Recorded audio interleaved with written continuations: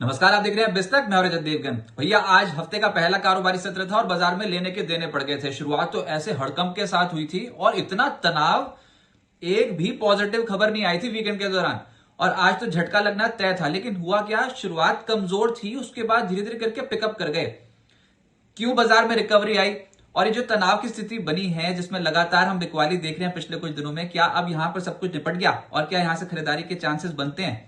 ये आपके मन में भी सवाल होगा, तो इसको डिकोड करने की कोशिश करेंगे इस वीडियो में। शुरू से आखिर तक वीडियो जरूर दिखेगा। पहले आज के बाजार का हाल बता दूं, 25,500 के लेवल को भी तोड़ दिया था। आज के दिन का लो लगाया 25,473.40 निफ्टी ने, और उसके बाद निष्कर्ष से बहुत ही तगड़ा पुल बैक 25,700 के ऊपर ही निकल गया। क्या हुआ ये कि भारत में यूएस के राजदूत सर्जियो गोर का एक बड़ा बयान आ गया। उन्होंने ये बोल दिया कि भारत और अमेरिका ट्रेड डील फाइनल करने के ऊपर बहुत ही तेज गति से काम कर रहे हैं। ओ भैया, ये तो सुनना था बाजार, बल्ले बल्ले। अब ट्रेड डील फंसी पड़ी है। डोनाल्ड ट्रंप के पास ये ट्रेड डील के अलावा बहुत सारे काम है। मिसाल के तौर पे हड़कंप तो मचा ही रखा है। वेनेजुएला से शुरू किया, उसके बाद ईरान के ऊपर टिप्पणी, उसके बाद फिर ग्रीनलैंड के ऊपर टिप्पणी, उसके बाद क्यूबा के ऊपर टिप्पणी। इतने सारे काम कर रहे हैं, बीच में हमारे भारत के साथ ट्रेड डील भी करनी है। भैया बिजी है वो बहुत इस समय। लेकिन ये बयान जो आज आया यूएस के राजदूत सर्जियो गोर का, इसने एकदम से सेंटीमेंट, थोड़ा उम्मीद बढ़ा दी एक तरीके से। और वो कह रहे हैं कि डोनाल्ड ट्रंप 1-2 साल में भारत आ सकते हैं।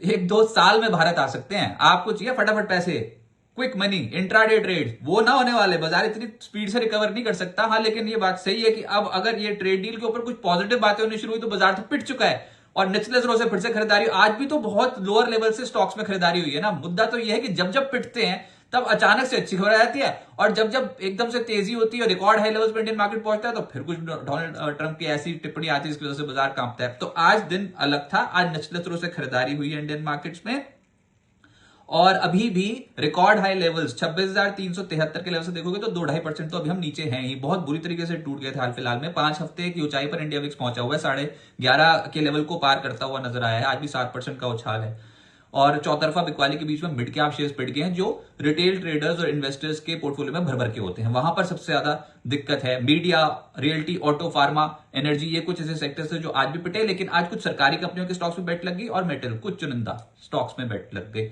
जियोपॉलिटिकल टेंशंस का अलग से एक और चैप्टर है, जिसकी वजह से बाजार में बहुत तनाव आ रहा है। और डोनाल्ड ट्रंप जो भी टिप्पणी कर रहे हैं ईरान, क्यूबा, ग्रीनलैंड को लेकर, उसने तनाव बढ़ा रखा है। अच्छा, जो सबसे बड़ी वजह हाल फिलहाल की गिरावट की है वो आप देखो, वो ये है कि हम जियोपॉलिटिकल टेंशन का तो हवाला देते हैं, लेकिन डोनाल्ड ट्रंप की खुद की ही कंट्री में बहुत ज्यादा तनाव है इस समय, और वो है उनके और उनके सेंट्रल बैंक के गवर्नर के बीच में टसल चल रही है। बहुत तगड़ा टकराव चल रहा है।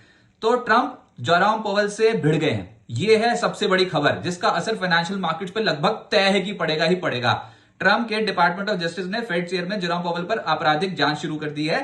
फेड हेडक्वार्टर्स के रेनोवेशन खर्च में गड़बड़ी का आरोप लगा रखा है, और पावेल का दावा है कि मैंने डोनाल्ड ट्रंप के कहने पर ब्याज दरें एग्रेसिवली कट नहीं की थी, इसकी वजह से मुझसे बदला लिया जा रहा है और मैं ट्रंप के दबाव में नहीं झुकूंगा, ऐसा बोल दिया है जेरोम पावेल ने। मुद्दा क्या है? मुद्दा यह है कि फेड चेयरमैन जेरोम पावेल पर जो आपराधिक जांच शुरू हुई है, इसका जो एपिसेंटर है, जो केंद्र बिंदु है, वो है कि यहां पर यूएस फेड के हेडक्वार्टर्स में वॉशिंगटन में रेनोवेशन का काम चल रहा था, और रेनोवेशन का जो बिल है वो एकदम से एक्सीड होना शुरू हो गया। जितना पहले आवंटन था उससे बहुत ही ऊपर चला गया।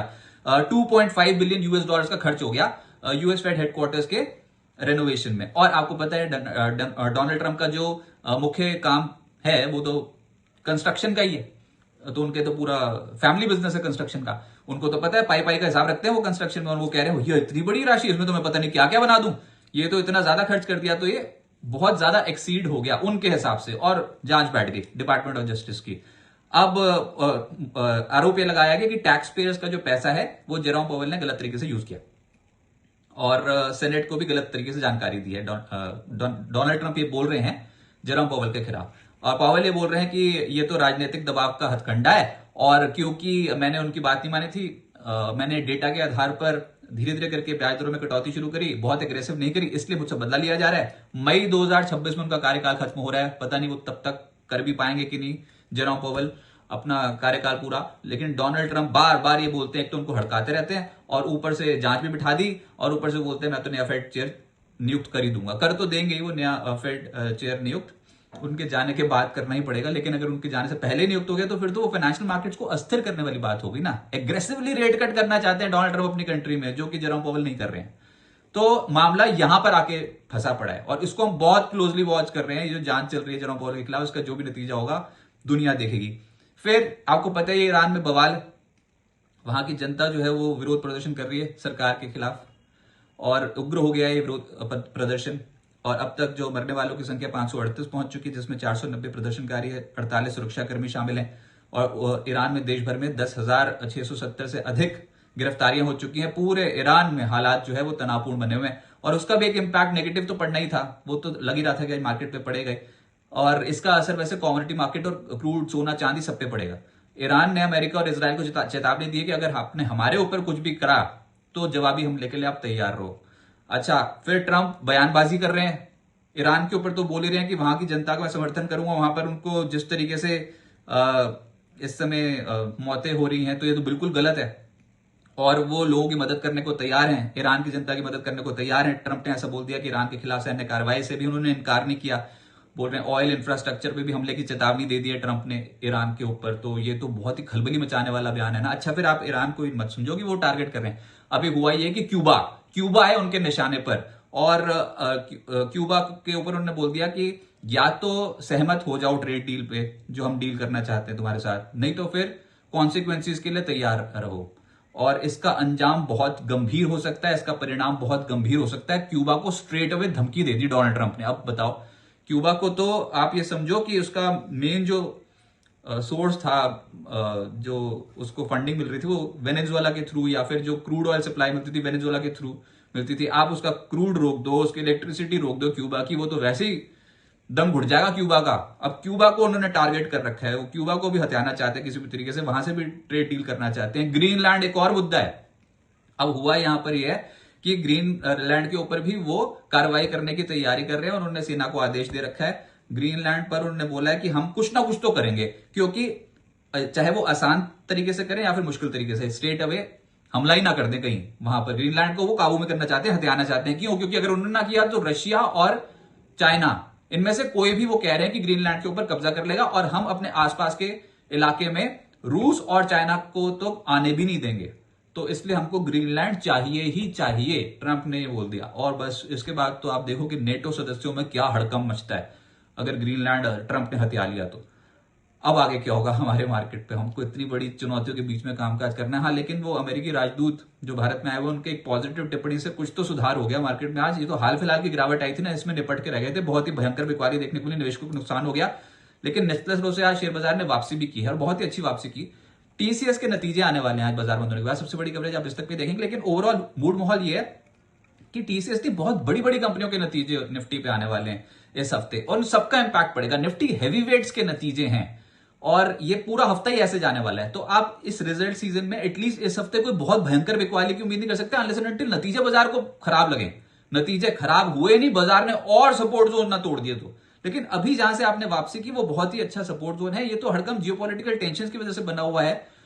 ईरान, वेनेजुएला, क्यूबा, ग्रीनलैंड, इनकी खबरों की तरफ से बिकवाली ज्यादा देखने को मिल रही है। तो जियोपॉलिटिकल अनसर्टेनिटी की वजह से बाजार टूटा है। लेकिन हो आप सपोर्ट जोन, ऊपर से 500% का टैरिफ जो बिल ट्रंप लाना चाहते हैं, पास होगा, कब नहीं होगा हमें नहीं पता। अभी तो ट्रेड डील वाली खबर पे हम ध्यान देना जो आज टिप्पणी हुई है। तो 25,425, 500 के जोन में बहुत ही अच्छा सपोर्ट है निफ्टी का। और आज भी 25,473 के लेवल से पलटी मारी निफ्टी ने। और अगर तो ये जो बजट आने वाला है इसमें सरकार ने कुछ बड़ी बड़ी रिफॉर्म्स की घोषणा कर दी, इंडस्ट्री को सपोर्ट करने की घोषणा कर दी, तो बाजार फिर चढ़ने को भी बेताब है क्योंकि बहुत करेक्ट हो चुका है। और निफ्टी से पता नहीं चलेगा, स्टॉक्स की गिरावट से पता चलेगा। मतलब इतना हड़कम मचा हुआ है ना स्टॉक्स में, अच्छी वैल्यू भी मिल रहे हैं बहुत स्टॉक्स, तो अच्छी फंडामेंटल वाली स्टॉक्स में आप एसआईपी अभी भी कर सकते हो। रिजल्ट सीजन और बजट का एक बड़ा इंपैक्ट पड़ेगा। लेकिन मूड माहौल जो तय होगा वो तो या तो ट्रेड डील की से जुड़ी कोई खबर आ जाए, Q3 रिजल्ट सीजन से जो एक्सपेक्टेशन है उस पर वो कंपनियां खरी उतरे और अच्छा रिजल्ट सीजन आ जाए, डोनाल्ड ट्रंप थोड़ा ये इतनी टिप्पणियां करना बंद करें, इंटरनेशनली जियोपॉलिटिकल टेंशन थोड़ी ईज आउट हो जाए और बजट में रिफॉर्मिस्ट बजट आ जाए, तब जाके बाजार थोड़ा न्यूट्रलाइज होगा और स्टेबल होगा। आपको क्या लगता है इन चारों फैक्टर्स में से कोई भी फैक्टर आपको लगता है कि वो बाजार को सपोर्ट कर सकता है तो प्लीज और प्लीज कमेंट सेक्शन में जरूर बताएं। और बिजनेस जगत के तमाम अपडेट्स के लिए आप जुड़ रहे हैं बिजतक के साथ। ये वीडियो आपको पसंद आए तो प्लीज और प्लीज इसे लाइक कीजिए और आपको अपडेट्स लगातार बिस्तक पे मिलते चले जाएंगे, और Q3 रिजल्ट सीजन और साथ ही साथ बजट की जो मैराथन रन होने वाली है बिस्तक पे, अलग अलग अर्थशास्त्री हमारे साथ जुड़ेंगे, बाजार के एक्सपर्ट्स हमारे साथ जुड़ेंगे। तो प्लीज और प्लीज वो सारे शोज बिस्तक के यूट्यूब चैनल पे आप जरूर देखिएगा। और बाजार में हो सकता है कि इतनी ज्यादा पेसिमिज्म में थोड़ी खरीदारी रिजल्ट सीजन में जरूर होती हुई नजर आए।